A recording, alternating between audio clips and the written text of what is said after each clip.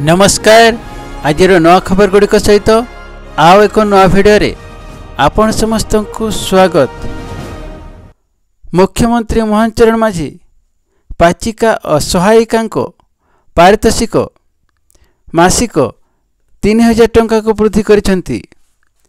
यह आसंता एप्रिल 1 तारिख वर्धित पारितोषिक लागू हेबो। उक्त अनुदान प्रधान पोषण शक्ति निर्माण योजना पर उद्दिष्ट बजेट्र राज्य समर्थन बहन कराजिवो।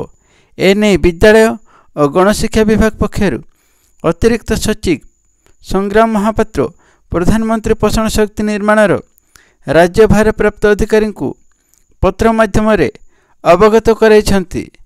परवर्ती खबर राज्यर समस्त जनसाधारण अवगति निमंते जणाई दिया जाउछि जे सप्तदश विधानसभार तृतीय अधिवेशन बलवत्तर थिबा हेतु आसंता सोमवार तथा इंग्राजी मास इंग्राजी 24/3/2025 तारीख दिन यूनिट 5 भुवनेश्वर स्थित मुख्यमंत्री अभियोग प्रकोष्ठ में मुख्यमंत्री अभियोग शुणाणी बंद रहिबो।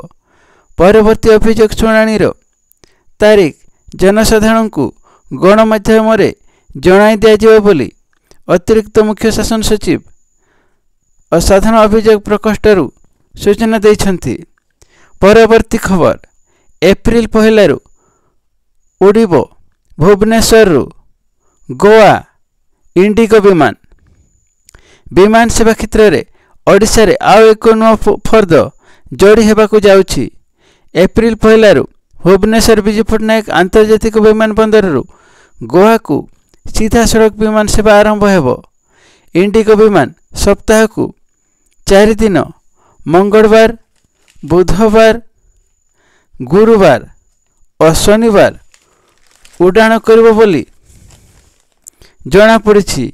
यह भुवनेश्वर गोवा जाई पुणी भुवनेश्वर आसिबो। यह द्वारा पर्यटन और वाणिज्य क्षेत्र में नुआ संभावना सृष्टि हेबो बोली मुख्यमंत्री मोहन चरण माझी कहिसंती। सामाजिक गणमाध्यम एक्स रे प्रधानमंत्री नरेंद्र मोदी को से एथिपाई धन्यवाद जणाइछंती।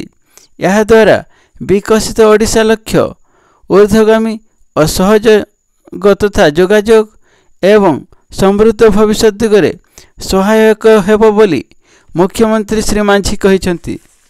खबर गुड़िक भल लगिले लाइक कमेंट सब्सक्राइब करने को भूलते नहीं। धन्यवाद।